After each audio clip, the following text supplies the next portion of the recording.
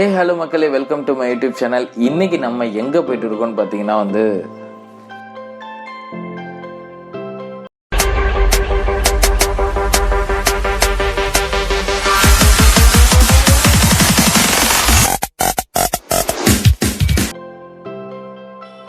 ஏலகிரியில் உள்ள ஃபண்டேரா பார்க் அப்படிங்கிற ஒரு இடத்துக்கு நம்ம போயிட்டு இருக்கோம்.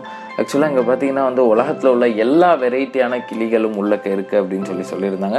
நம்ம உள்ளக்க நுழைஞ்ச உடனே பார்த்தீங்கன்னா அவ்வளோ காரு, ஐயோ என்னடா இவ்வளோ கூட்டமாக இருக்குதுன்னு சொல்லி நினச்சோம். ஏன்னா நாங்களே எங்களுடைய வண்டியை எங்கேயோ நிப்பாத்தா நடந்து தான் வந்தோம். சரி, வந்தோடனே டிக்கெட் எடுத்துகிட்டு உள்ளக்க நுழைஞ்சோடனே அவங்கள பற்றியான ஒரு ரிவ்யூஸ் அங்கே போட்டு இருந்தாங்க. சரி, அதை அப்படியே கொஞ்சம் நேரம் டிக்கெட்டு ஒரு ஆளை எடுக்க சொல்லிட்டு அதை படிச்சுக்கிட்டே இருந்தோம். கரெக்டாக அவங்களும் வந்துட்டாங்க. ஃபஸ்ட்டு நம்ம உள்ளக்க நுழைஞ்ச உடனே பார்த்தீங்கன்னா பல வெரைட்டியான கோழிகளை பற்றி இருந்துச்சு. சைனா, யூஎஸ்ஏ, இந்த மாதிரி ஒவ்வொரு நாட்டுடைய போலாந்து, இந்த மாதிரி ஒவ்வொரு நாட்டுடைய கோழிகளும் அங்கே வச்சுருந்தாங்க. அதை பற்றியான சிறப்பு அம்சங்களும், அடுத்தது டிஸ்அட்வான்டேஜ், இதை வளர்க்குறது கஷ்டம், இது இவ்வளோ ஹார்டாக இருக்கும், அப்படி இப்படின்னு சொல்லிட்டு நிறையா டிஸ்அட்வான்டேஜும் அங்கே போர்டு போட்டுருந்தாங்க. ஸோ இது கற்றுக்கிறதுக்கு ஒரு நிறையா விஷயம் இங்கே இந்த கோழிகளை இருந்துச்சு. இவ்வளோ வெரைட்டியான கோழி இருக்கான்னு சொல்லிட்டு நம்ம இங்கே போய் தான் தெரிஞ்சுக்கிட்டோம்.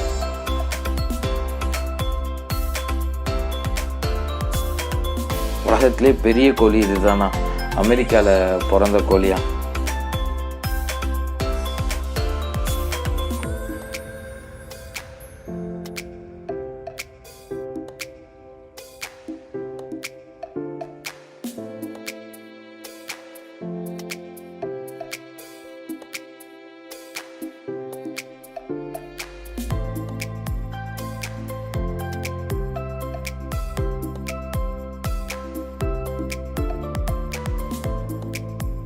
ஸோ நம்ம கோழிகளை பார்த்து முடிச்சதுக்கப்புறம் முயல் பார்த்திங்கன்னா நியூசிலாந்து போயிட்டு இந்த மாதிரி நம்ம நிறையா வெரைட்டி கேள்விப்பட்டிருப்போம். பட் நம்மளுக்கு தெரியாத நிறைய வெரைட்டி அங்கே வச்சுருந்தாங்க.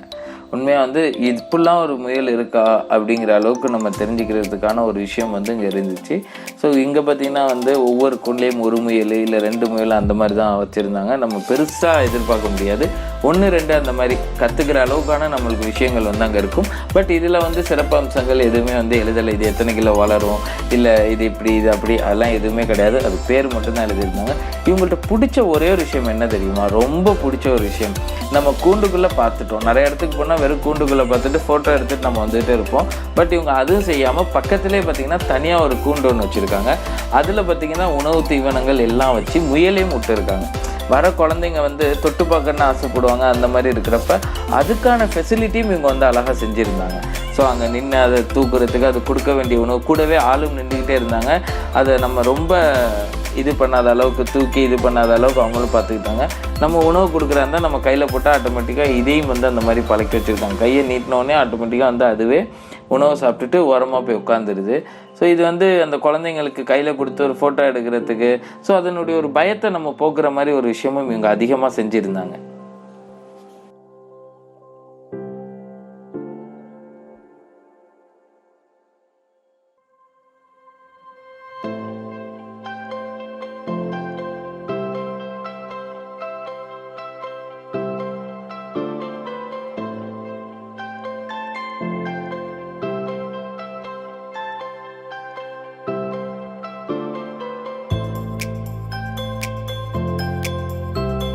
ஸோ ஹாம்ஸ்டர், ஸோ எலிக்குட்டிகளும் நிறையா நம்ம பார்த்தோம். ஸோ கூண்டுக்குள்ளேயே தான் நம்ம பார்த்தோம். என்னடா இது சார், இது வெளியில் இல்லையே நம்ம யோசிச்சு அப்படியே திரும்பணும் அப்படின்னா பார்த்திங்கன்னா அதுக்கான ஃபெசிலிட்டியும், நம்ம எலிகளையும் எடுத்து கொஞ்சிறதுக்கான ஃபெசிலிட்டியும் நம்மளுக்கு வச்சுருந்தாங்க. ஸோ புறாக்களும் அதே மாதிரி ஒவ்வொரு நாட்டுடைய வெரைட்டி புறாக்களும் நம்மளுக்காக அவங்க பார்வைக்கு வச்சுருந்தாங்க.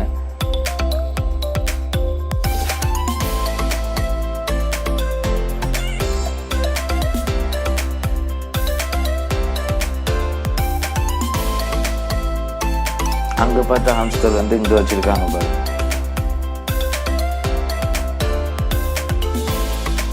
இங்கே பார்த்திங்கன்னா எலி, புறா, அதே மாதிரி இந்த ஆடு பார்த்திங்கன்னா உலகத்திலே ரொம்ப குட்டியான ஒரு ஆடு அப்படின்னு சொல்லி காட்டியிருந்தாங்க. அந்த குட்டி ஆடு ஒன்று 2 போனுச்சுல, அதுதான்.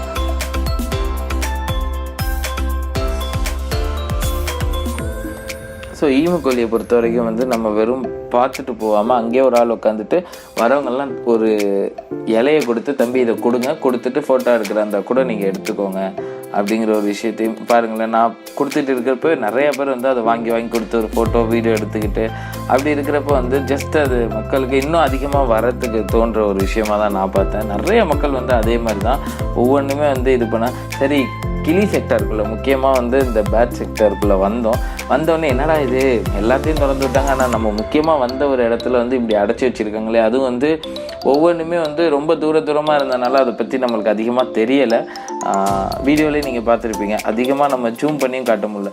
அதுக்கப்புறம் தாங்க இங்கே வாங்கன்னு சொல்லிட்டு திறந்து ஒரு இதுக்குள்ளே தள்ளி விட்டாங்க. நம்மளை தள்ளி உள்ளக்க போனோன்னே உலகத்தில் உள்ள எல்லா வெரைட்டியான கிளிகளும் வந்து அங்கே இருந்துச்சு.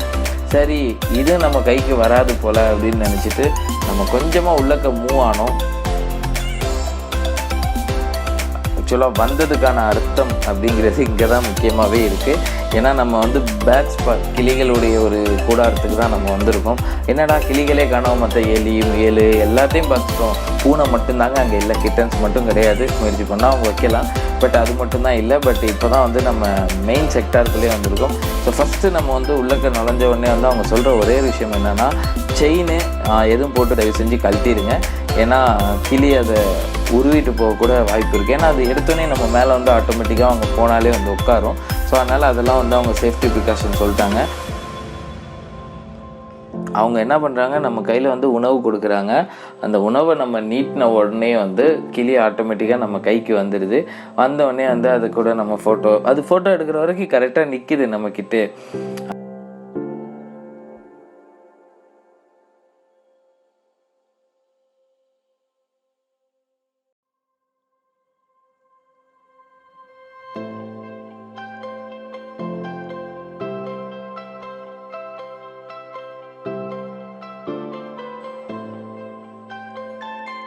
இங்கே உள்ள கிளி எல்லாமே வந்து ரொம்ப காஸ்ட்லியான்னு சொல்லியிருந்தாங்க.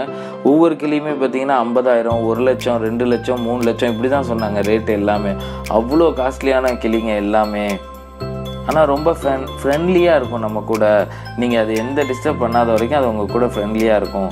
நீங்கள் அவங்களும் இங்கேயும் பார்த்திங்கன்னா நம்ம கையில் உணவு கொடுக்குறாங்க. உணவு கொடுத்த உடனே பார்த்திங்கன்னா வந்து ஆட்டோமேட்டிக்காக வந்து சாப்பிட்டுட்டு நம்ம எவ்வளோ வேணால் வீடியோ எடுக்கிற வரைக்கும் நம்ம கூடவே இருக்கும். ஸோ இந்த வெள்ளைக்கிளி பார்த்திங்கன்னா வந்து கிட்டத்தட்ட 3 லட்ச ரூபா அப்படின்னு சொல்லி சொன்னாங்க.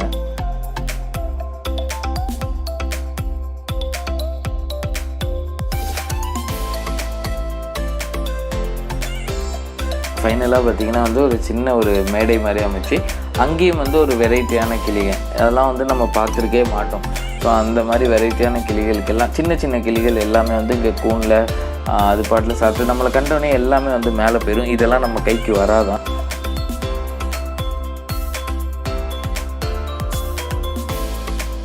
ஸோ எல்லாமே பார்த்து முடிச்சதுக்கப்புறம் வந்து ஒரு கேண்டீன் ஒன்று இருக்குது. இதை முடிச்சுட்டு ஃபைனலாக அந்த நெட் கிரிக்கெட்டும் 70 சினிமாஸ் அந்த தேட்டரும் வந்து இருக்குது. ஸோ அங்கே நம்ம போய் உள்ளக்க நம்ம ஆல்ரெடி போயிருப்போம் 3D அந்த மாதிரிலாம். இது 70 சரி என்னடா இருக்குது, நாங்கள் ஒரு டீமாக வந்தனால நாங்கள் மொத்தமாகவே ஆக்குப்பை பண்ணிட்டோம். த்ரில்லிங்காக ஒன்றும் இல்லைன்னு வைங்களேன். ஆனால் ஏலகிரி வரவங்க மஸ்ட்டு இந்த பிளேஸை வந்து விசிட் பண்ணோம். ஏன்னா அவ்வளோ அழகான ஒரு இடம், அவ்வளோ அழகாக மெயின்டைன் பண்ணிகிட்டு இருக்காங்க. ஸோ உண்மையாகவே வந்து ரொம்ப மோஸ்ட் பியூட்டிஃபுல்லான ஒரு பிளேஸ்ன்னு தான் சொல்லலாம்.